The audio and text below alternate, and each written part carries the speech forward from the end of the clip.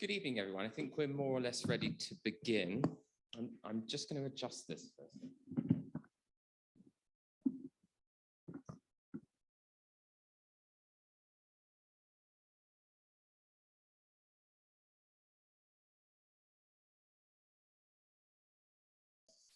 My name's Toby Simpson. I'll try and remember my name.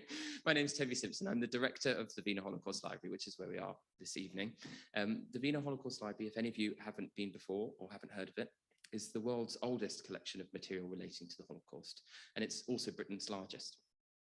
It was founded, actually not in Britain, but in Amsterdam by a German Jew called Alfred Beena, hence the name.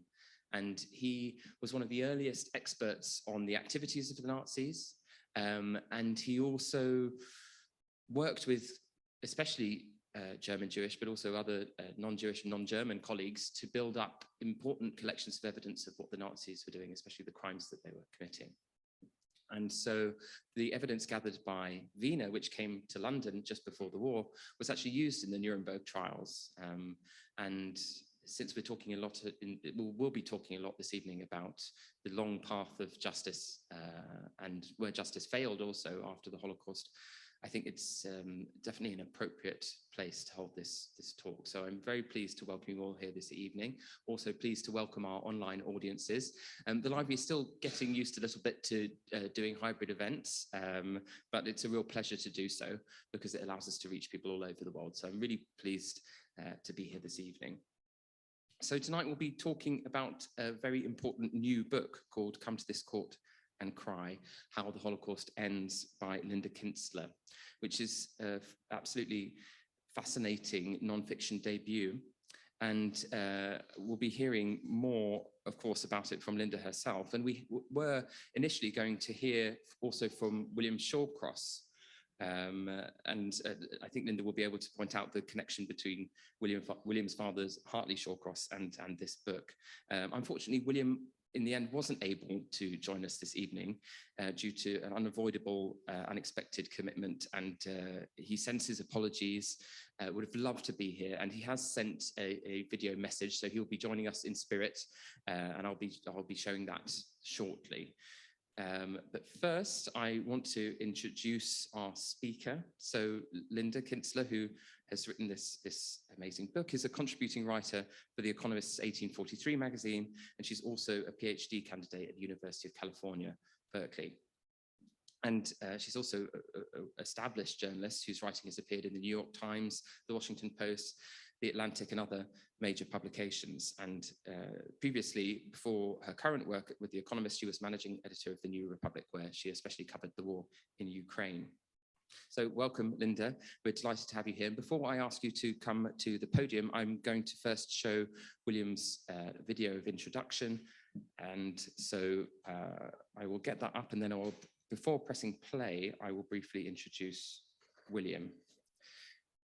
So William Shawcross was appointed independent reviewer of Prevent in January 2021, which is his current work. But before that, he was chair of the Charity Commission. And in previous roles, he's been a member of the UN High Commission for Refugees and also the Council of the Disasters Emergency Committee. So he's had an extensive and wide-ranging career in humanitarian efforts. He's written many books and publications relating also to the Holocaust, but especially to genocides. And his book, The Quality of Mercy, Cambodia, Holocaust and Modern Conscience, was a seminal publication which examined the role of aid agencies in disaster relief. So I think he's a very appropriate person to say a few words to introduce tonight's event. Leah, I'm not sure quite how to get this up on the screen. Should I move it across? Is that the best way? Yeah, okay.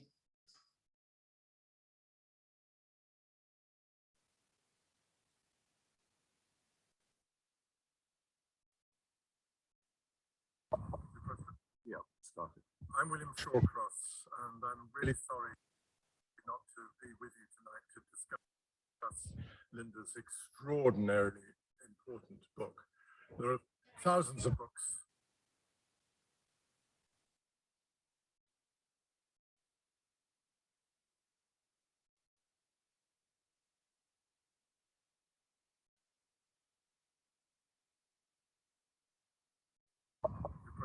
Yeah, started. I'm William Shawcross, and I'm really sorry not to be with you tonight to discuss Linda's extraordinarily important book. There are thousands of books about anti-Semitism and the Holocaust. I know because I thought of writing a book about anti-Semitism myself, and I couldn't find a way of making it original and different. But Linda's is totally different. It's an amazing piece of reportage across 8 different countries, tracing her family's connections with the Holocaust. It's an act of remembrance, it's an act of pity, it's a description of mercy and of murder. It's quite astonishing. And it ends with, or it covers also, of course, the trials at Nuremberg, of which my father was the chief British prosecutor. And that's one reason, or the main reason why I've been fascinated and appalled by the Holocaust and by anti-Semitism all my life. And this is one of the most important books I've read. And the subtitle of the book, Come to the Court, This Court and Cry, comes from my father's final speech for the prosecution. I'll just read you the sentence in which it occurs. He says, and so after this ordeal to which mankind has been submitted, mankind itself, struggling now to re-establish in all the countries of the world the common, simple things, liberty, love, understanding, comes to this court and cries, these are our laws, let them prevail. I think it's an extraordinary statement of what was being attempted at Nuremberg and succeeded to some extent. And I urge you all to listen to Linda today and to buy her book, because it's an extraordinary, wonderful testament to what happened and what happens during the Holocaust and what has happened afterwards in the attempts to make sure that those laws always still prevail. My apologies for not being with you. Sorry. Apologies for the audio issues. Well, what better introduction could be given to what is clearly going to be a fascinating talk this evening. And in addition to hearing Linda present about her book, there will be an opportunity to ask questions at the end, both from people in the room, but also people online. I would encourage people joining us online to type their questions into the chat, as my colleague Leah will be able to relay those to me during the question and answer session. So also to remind people, Come to This Court and Cry is available to purchase online, and we would also be able, I hope, to post a link in the chat of where you can obtain a copy. So with that, and with William's excellent words of introduction, I'd like to hand over to Linda Kinstler.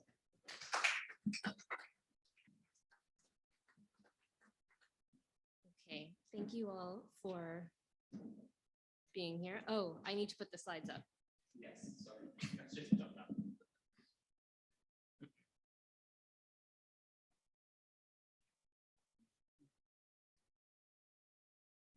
If I put them up, let's see. There we go. So yes, thank you so much for that introduction. Thank you all for being here. It's so nice to see so many family and friends here. And it's very nice to be back here in the Wiener Library, where starting around 2017, I began a lot of the research that goes into this book and kind of weaves together the story. And I would often come and sit upstairs where the library is and look through the microfilm records pertaining to war crimes trials in the Baltic states, which form a large part of the library's incredibly rich collection. So to that end, and to kind of situate us where we are today, and to bring us a little bit into the story that my book tells, I wanted to start with a few artifacts that I found here, which were extremely illuminating and kind of stayed with me as I went along, even though in the final product, they might not have been given their full spotlight. So this is my chance. So this is a letter to Dr. Alfred Wiener, inviting him to join the Committee for the Investigation of Nazi Crimes in the Baltic countries from the vice chairman of that group, stated 1949. And this committee, I refer to the members of this committee as the committee men in my book, because many of them, though not all of them, were survivors themselves. And after the war, they found themselves in this position of trying to track down as many witnesses and perpetrators as possible, looking through their networks in displaced persons camps and other refugee centers as they tried to get the word out and place advertisements asking people if anyone knew anything that could potentially be useful in a trial. And so because we're at the Wiener Library today, I just wanted to show you this invitation to Dr. Wiener, inviting him to join in their work and to try to aid them in identifying perpetrators all over the world.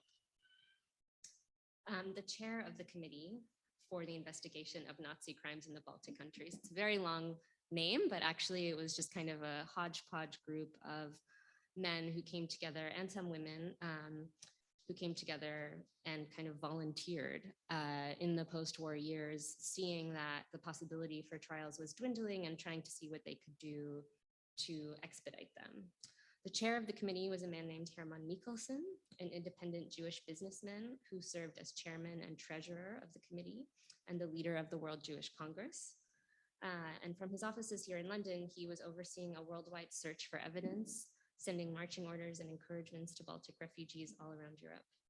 He had made it his mission to see to it that those who had been captured stood trial and that those who were still at large would be found.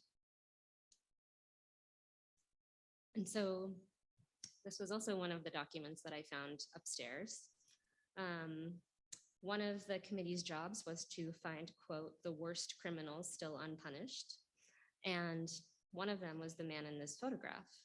You can't really see his face from the photograph. It's very poor quality, but the scrawl on top identifies him. It says, Das ist Herbert Zuckers. It's undated, it has no author, so we don't know who took it, but it's a surveillance photograph that was likely taken by a Jewish survivor or someone who knew Jewish survivors in Brazil, who must have recognized Zuckers, who was a famous aviator in pre-war Latvia. And a similar surveillance photograph, though in higher resolution, is on the copy of the book here. And it basically, I love these images because they show what the actual operations were like as survivors were trying to identify perpetrators all around the world, and actually what the work was to kind of identify them, locate them in time and space, and then see what they could do to bring them to justice. And Zuckers, his story is one of the stories in this book. He was known as the Latvian Lindbergh before the war. And during the war, he joined a group called the Arais Commando, which was one of the most brutal killing commandos of World War II, and particularly of what is called the Holocaust by bullets. That was perpetrated in Eastern Europe and largely it began around 1941. It began before the kind of architecture that we're all familiar with of concentration camps really got underway. And so his story is one story. The other story is that of my grandfather, my paternal grandfather, who was also a member of this killing commando. And we know that their paths overlapped at various points, and from various documents, their names show up together. And my grandfather joined the KGB as an agent after the war and then subsequently disappeared. So tracing these two stories is really the task of the book, and weaving these narratives together. And there's no way that I can possibly summarize all of these various turns that the book takes in this talk, so I'm not really going to try, and maybe we can talk about it in the Q&A. But that's just to give you some background about what the general thread of the book is. And as William said in his opening remarks, the closing speech of his father, Sir Hartley Shawcross, was found on the body of Zuckers when he was assassinated in 1965, but I will get to that later. I'm jumping ahead. The important thing to know about him, which is why people were surveilling him and knew where he was because he was a famous aviator before the war, as I said. He was known as the Latvian Lindbergh. He flew to Shanghai, Hong Kong, Tokyo, Rome, Serbia, India, Dakar, Senegal, the Gambia, and Jerusalem, sending short dispatches and photographs to newspapers back home. And his fame is an important part of the story because not only at this time was the figure of the aviator identified with fascism increasingly, and of course Mussolini was the most famous aviator of this time, but it also ensured that because all of his dispatches and his photographs were in the newspapers every week in Riga, people knew his face. And so when the war came and he joined the RI's commando, the Jews who were in the ghetto who saw him there, or who saw him as he was like in a car or working near their headquarters, were able to recognize his face. And so we have quite a lot of testimony identifying him, saying what he did and when and where he was during specific killing actions in Riga. So this is from a newspaper documenting one of his flights. I think it's from 1938, but it was really in the 30s when he kind of reached his apogee. So this is from Yad Vashem. This is not from the Wiener collection, though it's similar to many of the kind of telegrams that I found here. It's kind of, you can't really read it maybe, but it says, you know, we're calling for assistance. Please let attend somebody aware Zucker's case. And this was from the 1950s when the surveillance photograph was also taken. They were doing everything they could to identify Zuckers and bring him to trial because he was living out in the open and they knew what he did. And so this was sent from London, from the World Congress, from Mr. Michelson, the one who wrote to Alfred Wiener, to the Jewish community in Brazil, trying to coordinate their actions to make a trial happen for Zuckers. And in fact, Zuckers was very much aware that this was underway. And at one point, after Adolf Eichmann was kidnapped in 1960, he petitioned Brazilian authorities for a gun and was granted one, which becomes very important later in the story. And one of the chapters of the book is about this kind of show trial that was staged for, or rather mock trial that was staged for Zuckers by the Jewish community, in which obviously he was not present, but they kind of presented all the evidence that they had, trying to pressure Brazilian authorities to do something, even if that meant just kicking him out of the country so that another country could pick him up.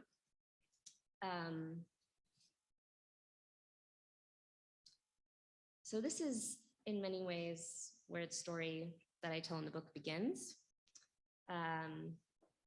Because there wasn't a trial for Zuckers in the end. The efforts between London and Brazil, Germany and elsewhere ultimately failed to bring him to justice.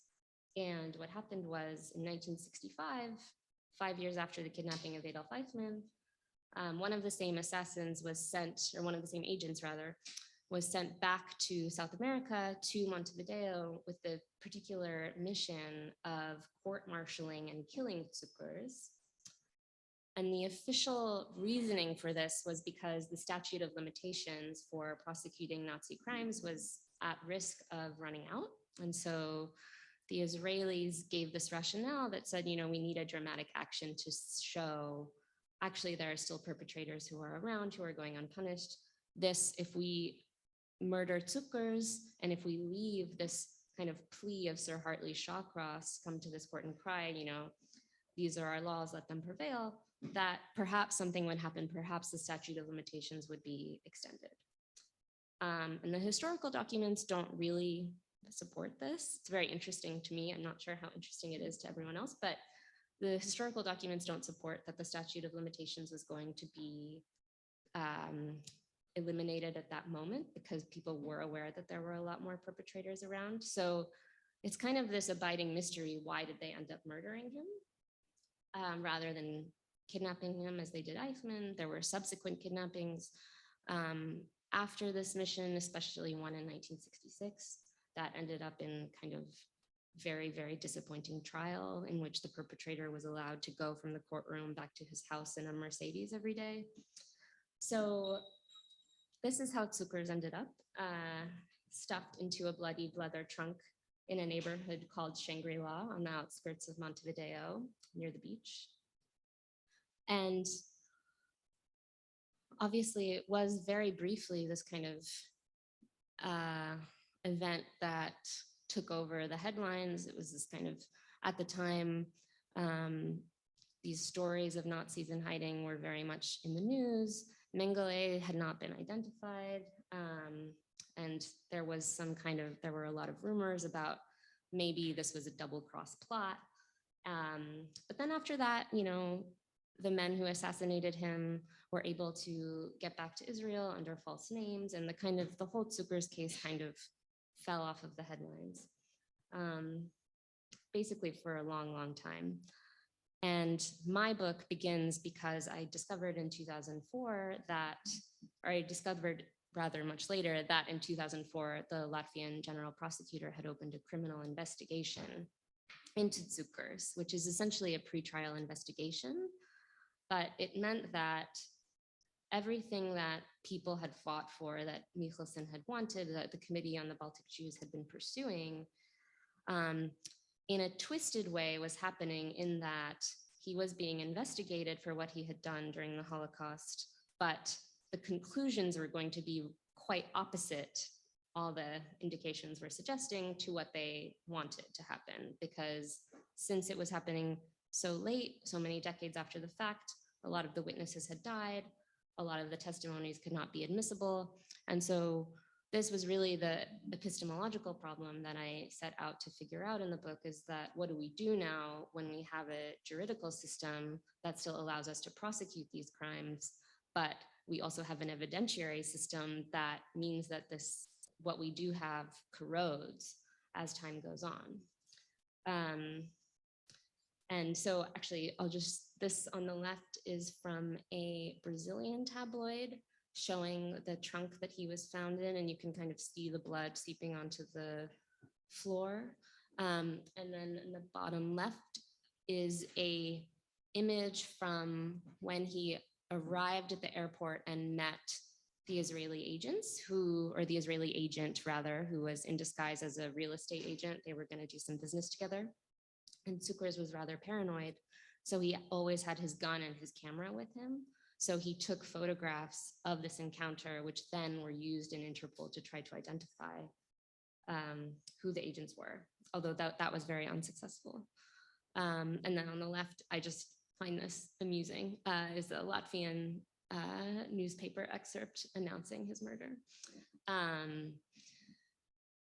So another thing is, this case is known, the Tsukurs case is known as the only case in which Mossad assassinated a Nazi as opposed to kidnapping him. And so it really is this kind of example of what happens when a trial is not allowed to happen contemporaneously. And yeah, so I don't know, I can say like the book goes on from there. I wanted to kind of follow what this pre-trial investigation would mean in real time. And that meant kind of going back and looking at all of these documents, looking at the original investigations and seeing what kinds of documents could still be applied. And interestingly, the Eichmann trial was in many ways the kind of predecessor to what happened to Tsukurs, to the whole Tsukurs case, to the reason why they put Sir Hartley Shawcross's closing speech on his body, why they wanted to court-martial him before they murdered him. And I do think, like, as I was sitting in the prosecutor's office in Latvia, I was thinking, you know, this is really a successor to the Eichmann trial in a very direct way, because not only was it the same players who, you know, on the one hand kidnapped Eichmann versus murdered Tsukurs, but also it's a kind of similar judicial trail, except this one is far more depressing. It's kind of this long undoing of everything that, you know, some might say was accomplished in Jerusalem when that trial was undertaken. And that was a trial that really brought the Holocaust to the world's attention. And this one is taking place, and it's still open. You know, the prosecutor issued one decision pardoning Tsukurs of all crimes, saying that actually none of the documents that we have now are, you know, really prove anything. And then the Jewish community of Riga, you know, after some outcry, appealed the decision, saying that they had found some new evidence, one of which was this testimony from the Eichmann trial, because they figured, well, it had already been good enough for the Jerusalem court, why isn't it good enough for a contemporary court? But the other thing they had to do in order to get the case reopened is to find a living survivor, because if they didn't have a living survivor, it would be much easier for the prosecutor to just dismiss the case wholesale, saying, you know, it's And actually, one of the survivors told me in the book that it's so much easier to impugn a dead witness than a living one. And so this is one case in which this is happening, but really there are cases all over Eastern Europe in which the same problem is confronted, in which we have historical documents testifying to what occurred, but we do not have someone who could actually, sit in trial or be deposed. And some of the cases that my book documents are when the children of Holocaust survivors are asked to be deposed. And what they are asked to testify to is what their parents told them. And so it's kind of, you have this removal of degrees. So I said I was gonna focus on the documents that I found upstairs here at the Wiener Library.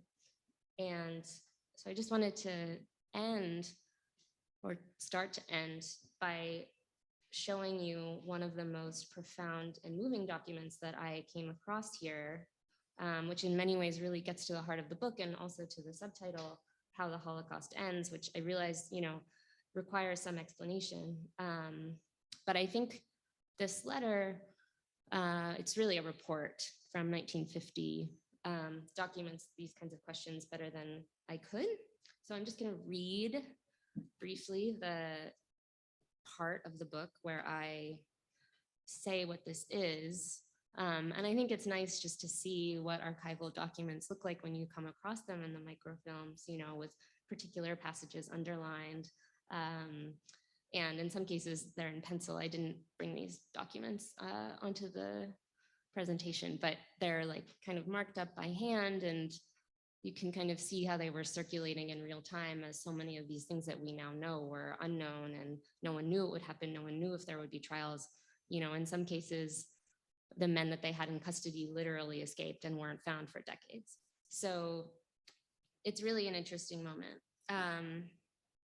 So this is a January 19th, these are pages from a January 1950 report from a man named Joseph Beermann, who was a survivor of the Riga ghetto. And he wrote this report to Hermann Michelsen, who was the chairman of the committee for the investigation of crimes in the Baltic states. And I'll just read, and that will give some context. It's basically, at this moment, the British had in custody Victor Zarais, who was the head of this killing commando. And for the 5 years after the war, the committee had been trying to bring him to trial, and there was a case planned, and there were British prosecutors who were lined up, who were preparing it. And during this time, the accused, Zarais, was in a displaced persons camp. And at a certain point, the British decided, actually, no, we're not going to have this trial. It's too much. It's too hard. A lot of the evidence is hearsay. We're going to give it to the Germans, to the West Germans to do. And at some point in between that transfer, Victor Zarais disappeared and wasn't found for many decades. So Joseph Beermann was called to Hamburg right after the West Germans took over these prosecutions, and asked by a prosecutor to discuss the status of the Riga ghetto case. And he writes, I tried to find out from him, from the prosecutor, something about the people released by the British authorities, whether any material was handed over, whether he had any documents, how much of the evidence had been lost, which was sent from London and other parts of the world during the past few years. And in general, I tried to put the jigsaw puzzle together by asking him what had happened to this case. And then he writes in a parenthetical, I was terribly depressed, and that night I went straight to bed. But the prosecutor does ask him to do one thing while he's in town. The SS officer, Rudolf Rhys, who served in the Riga ghetto, was in his custody. Would Beermann go to the prison to identify him? In fact, Beermann is asked to identify not just Rhys, but 9 men from the Riga Gestapo. He goes up to each one and says their names. And he says, I could not believe that this was at last really happening, that it had been possible to outlive the Nazi tortures and to help to bring them to justice. He told Michelsen that after the war, he had come to envy the dead and to regret that he was alive. But just for that fleeting moment, he was certain that the dead would have wanted to be standing there with him. The next day, he returned to the prison to participate in an interrogation of Rhys, who was the officer who he was asked to identify. He conducted his conversations with the accused, he said, without any feeling of revenge. And he says, I was willing to forgive even murder if they told the whole story to the world of what they had done and what had taken place during the German occupation of the Baltic states. And I'm going to read for quite some time from what he said. He said, to the utter amazement of all present in the room, Rhys asked to speak with me privately. The prosecutor was a bit shocked, as this had never happened before, but he immediately consented. Not being able to find a room for us, and Rhys not being allowed to leave without the police officer, they all left the room and left us two alone. I went over to Rhys and he started to embrace me and to cry bitterly. Then he told me how he used to watch on certain days where the other Gestapo officers were so that the Jews could leave for Sweden. I repeated what I had said to him before during the morning, that I am willing to defend him in front of the whole world, no matter what the consequences may be to me, if he confesses everything he was involved in. Rhys begged to be released. He said he wanted Berman to be his lifelong friend. He promised to confess from A to Z, if only it meant that he would get out alive. And he used those words, from A to Z. But when the prosecutor returned to the room, he decided that Rhys was too broken down to be deposed, and the police officer accompanying them wanted to go to lunch, so they adjourned. When they reconvened, the accused asked once again to speak privately with his accuser. And Berman says, immediately they had all left, and I had closed the large double padded doors, and Rhys knelt in front of me for about 2 minutes and started embracing me and crying bitterly and asking me to help him. I told him again that he should confess to everything, implicating himself and everybody else, and I would help him. The Nazi got down on his knees and begged for mercy. When the prosecutor again re-entered the room after the scene, he found Rhys and Berman seated next to each other, practically on top of each other, Berman writes. Our hands were clasped together for most of the time, as I had to stop him from crying. We sometimes even smoked the same cigarette. And Rhys begins to confess. Upon their final meeting, Berman handed him a few bars of chocolate and some cigarettes, but he did not grant him forgiveness. How could he? He did not yet know the full scope of what had to be forgiven. He writes, I had said that I would do everything in my power to help him and defend him in court if he spoke the whole truth from A to Z, Berman wrote to Michelsen. The trouble, he worried, was that he would never know if or when Rhys had confessed to all of his sins. He says, how would I know when it is Z? How do you know when you've reached the end of the story? So I'm just going to end there. That's from chapter 6. And I kept thinking about this line, how do you know when you've gotten to Z? Because part of the problem and part of what I discovered over writing this is that if we do regard genocide as a crime of negation or of erasure, which I very much do, and which I'm taking from Mark Nachanian, who's a very prominent literary scholar and who has written a lot about the Armenian genocide, is just that you can never know what is erased. And so I've been thinking now, because, this line, how do we know when it is Z in the context of today? Because obviously I've been asked a lot about how to think about what's going on in Ukraine in the context of this story and in the context of the Holocaust more broadly, when it's being, justified by the Kremlin as a war of denazification. And to me, it's just, there's just endless ironies to pick up on in this story, very bitter ironies that kind of are endlessly depressing. And one of them for me is that if we're thinking about how the Holocaust, quote unquote, ends, what is the end of the story? And now we see Russian tanks who are supposedly denazifying Ukraine driving around with Z's on them. It's kind of a literal way of thinking about this perversion of history, which I've been trying to trace how it kind of came to be. And it began by kind of uncovering these documents in the Wiener Library and trying to find the evidence that was submitted immediately after the war, and then kind of how it corroded over time, juridically speaking. So yeah, thank you so much.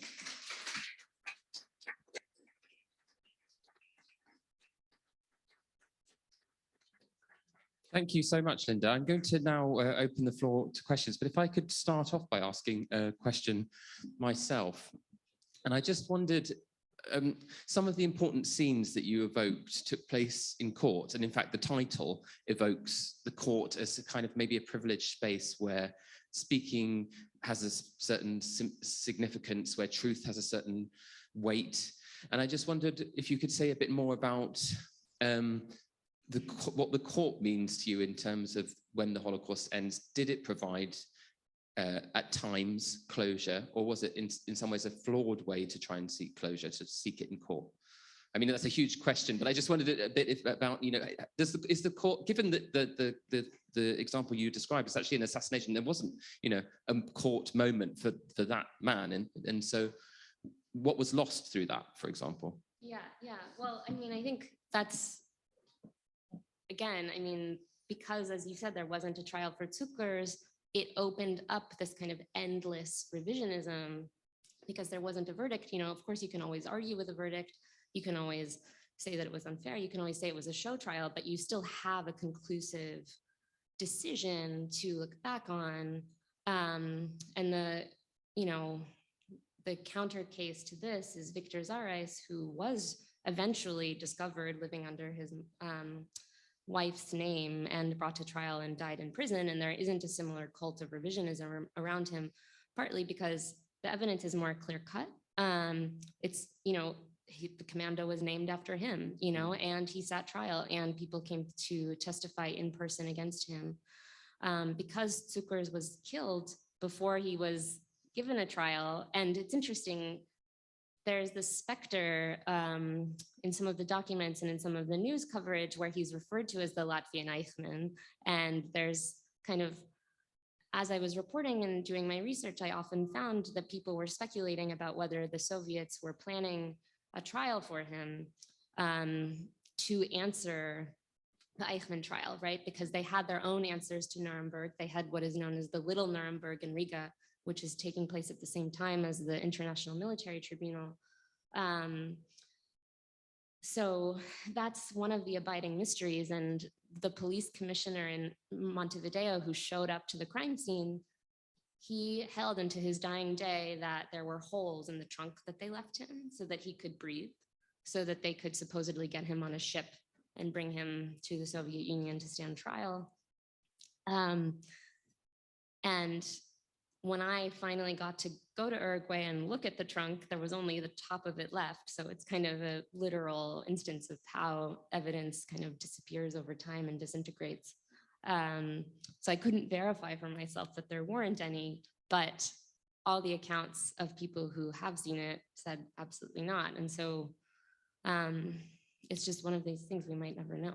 Yes, but I think one of the things that's fascinating about your book and its theme is the way that it points to the fact that even things that we like to think of as kind of full stops in the history of the Holocaust, like the Nuremberg trials, are not really, or the Eichmann trial.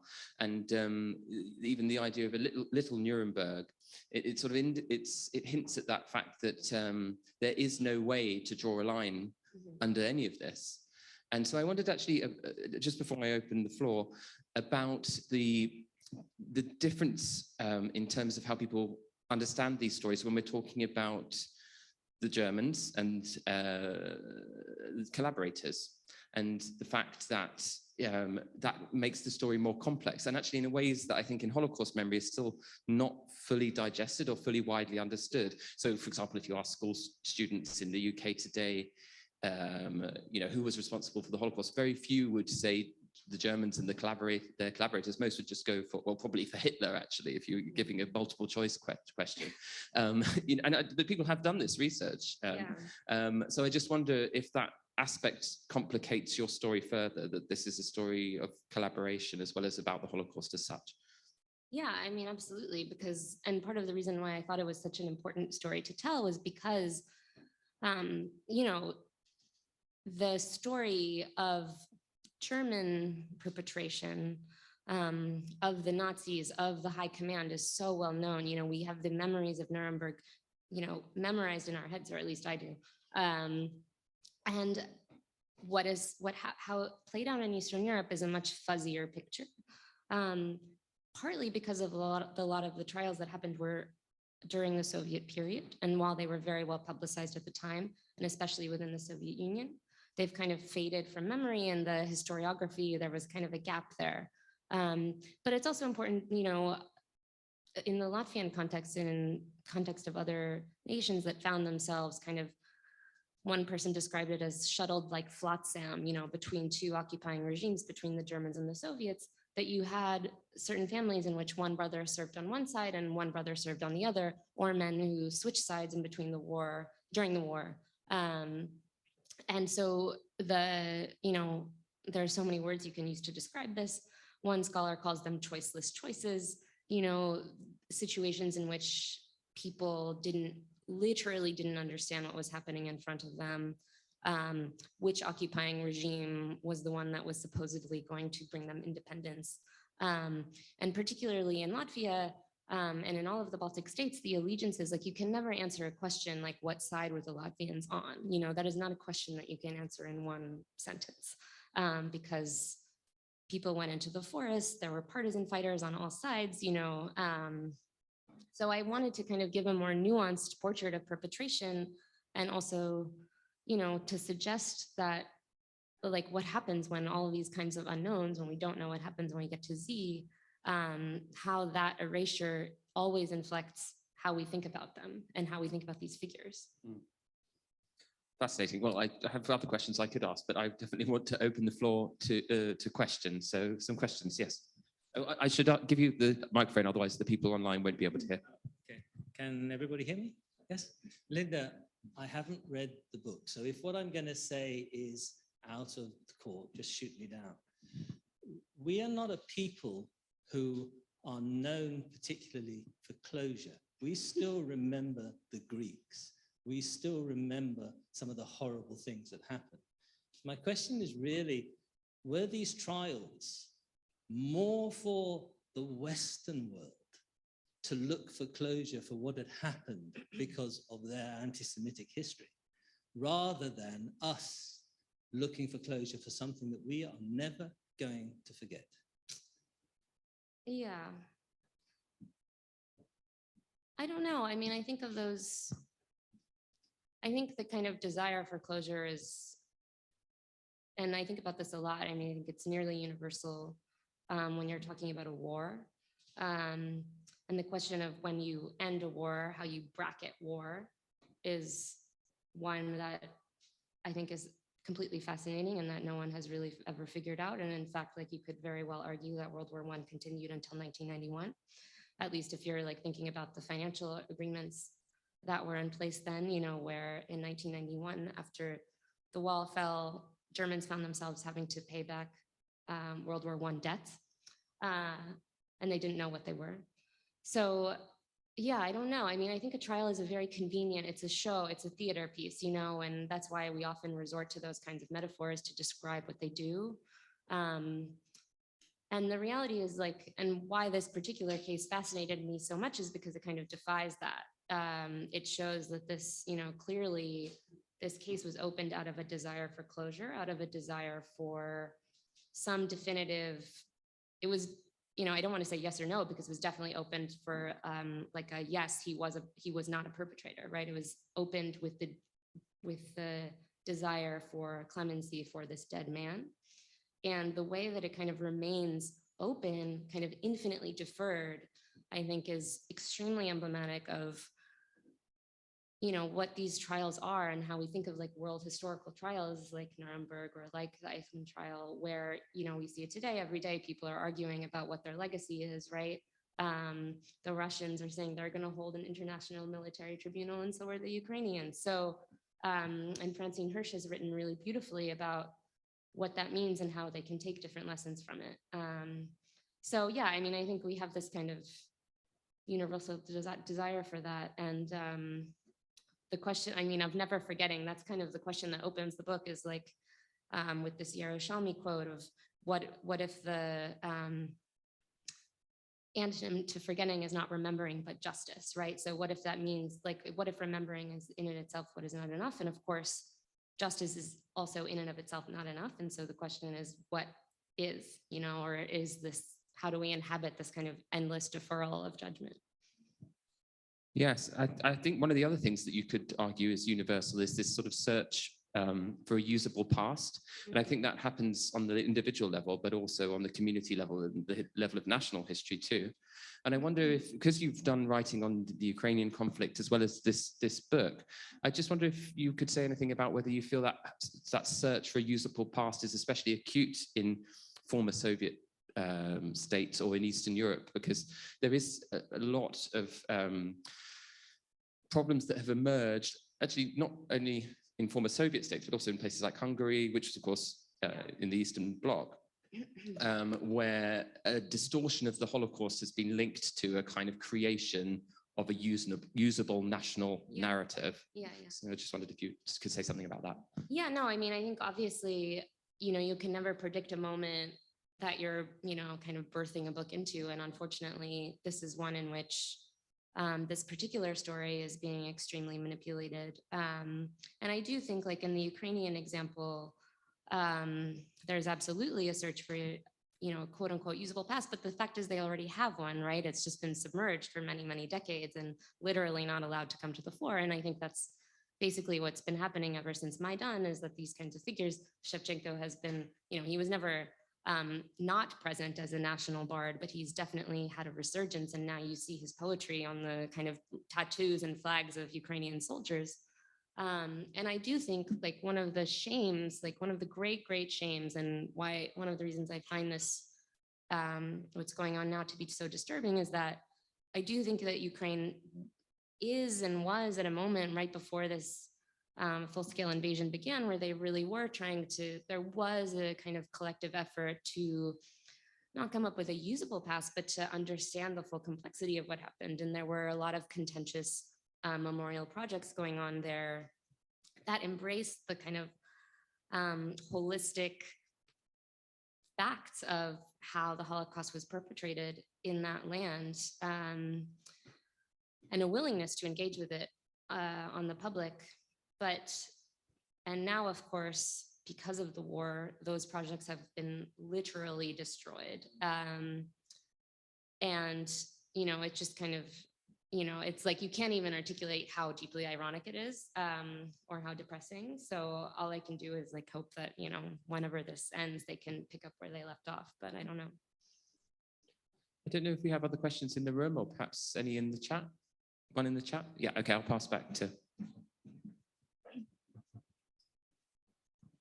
Yeah, so Christopher asked online, and it's kind of similar to the question you just answered.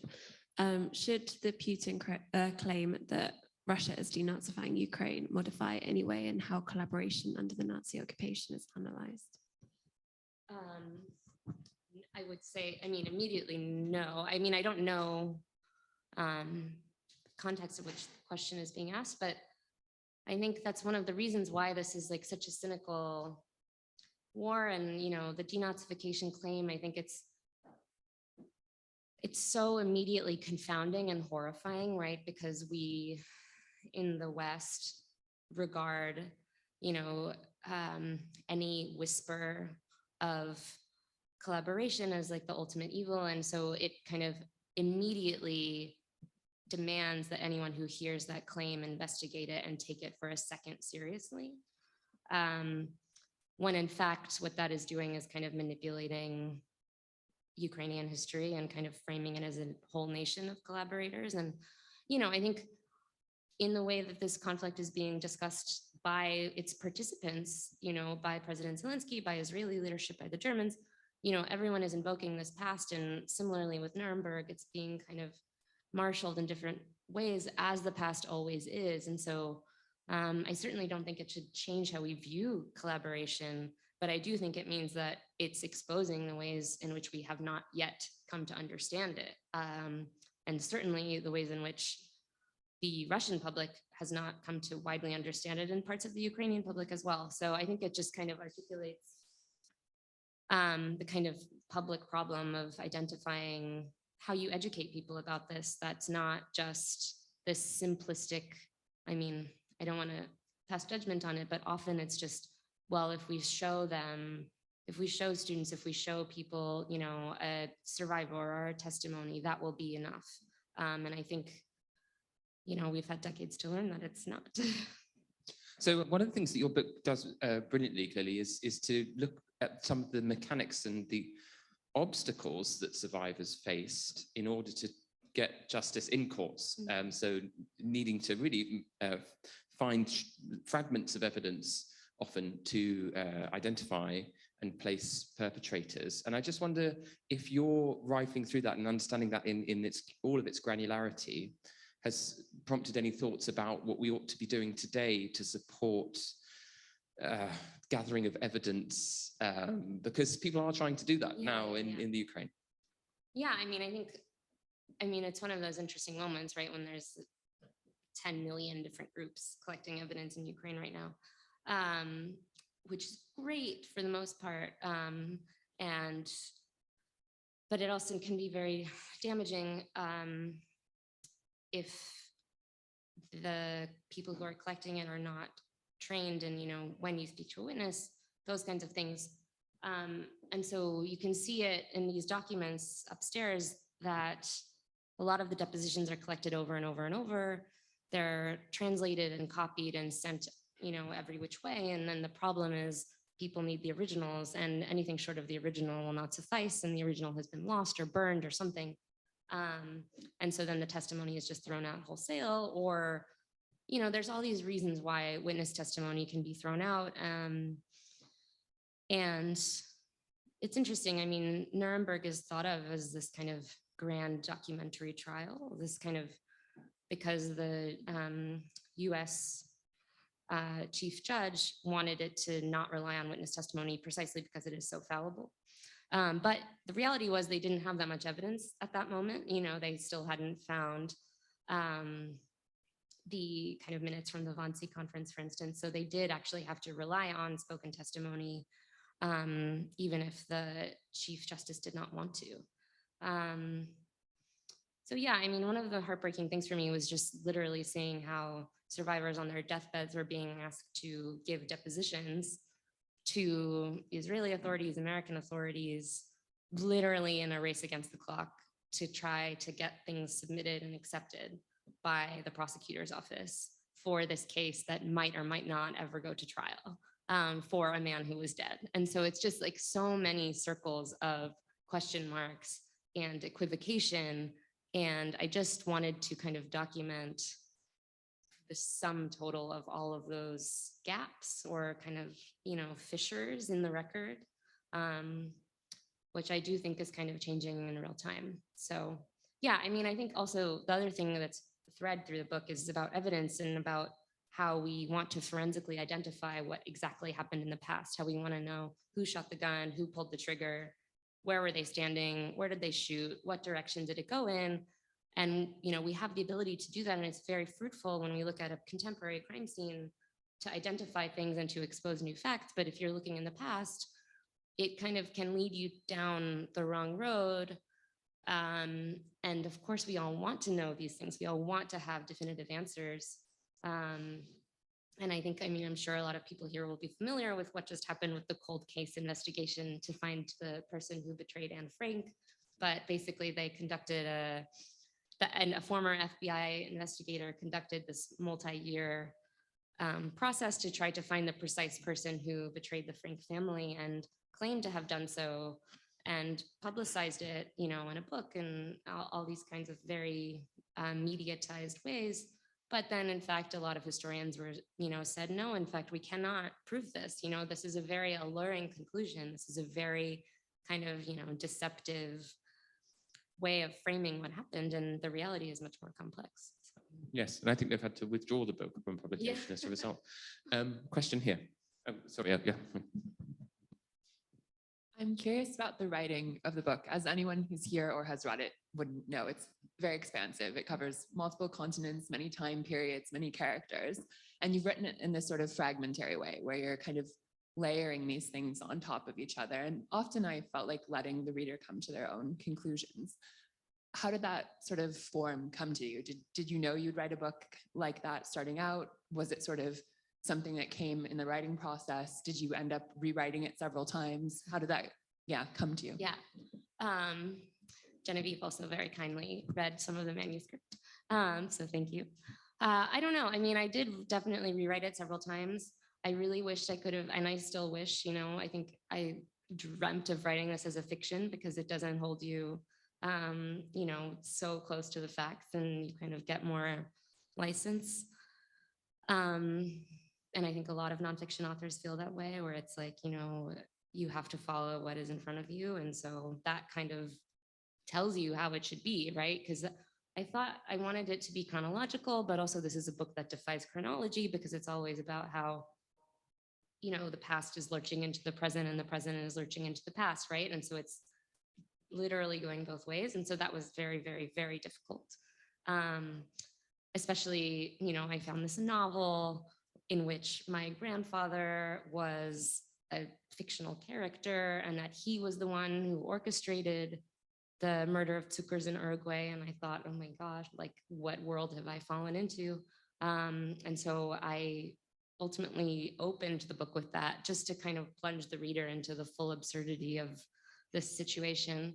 Yeah, and I also like just never want to be prescriptive, although I think as authors, we're often asked to do precisely that and to give answers and to make, you know, policy prescriptions for what should be done or what should not be done. And that's not a role that I really want to inhabit. So I think it's better to just like pose the question and leave it there, you know. Thank you. Yes, another question. Thank you very much for your very inspiring talk and also very brave talk as well. I just wanted to ask you a personal question, if that's okay. How do you feel about your grandfather now and about Latvia? Yeah, I mean, I don't feel a particular way. I think one of the things that's interesting about my generation, having not encountered, you know, I never met my grandfather. My father never met his father. He was not, you know, a tangible person in our family. And for me, he's always been kind of this mystery figure. Obviously, very, very disturbing history, but I think one of the reasons I was able to write this book is because I was doing it at a certain remove, you know, emotionally or, you know, historically, certainly. I don't think I would have been able to do it if it was much closer. And I do think that that characterizes a lot of the literature that's being written by people in my generation about this period, which is that, you know, we didn't experience it firsthand, but we have inherited it in many ways. And that, you know, requires us to do certain things and to act in certain ways and to, you know, have an obligation to understand what happened at the very least. So, you know, for me, it was mostly like I discovered this novel in which my grandfather was a character, and I discovered this court case in which he was in the evidence, and that it was also part of this mysterious assassination that was now under investigation. And so I thought, okay, as a journalist, you just can't walk away. You can't let someone else just like write the story for you or just kind of let it go. And sometimes obviously I wish I did, because that would have been, you know, very easy and probably would have made my life easier in many ways. But yeah, I mean, I've never felt like particularly, you know, emotionally attached to this ancestor who I've never met. And my Jewish side, my mother's side of the family, is the side that I grew up with and that I was raised in and more familiar with. So that was really the angle with which I was approaching this book.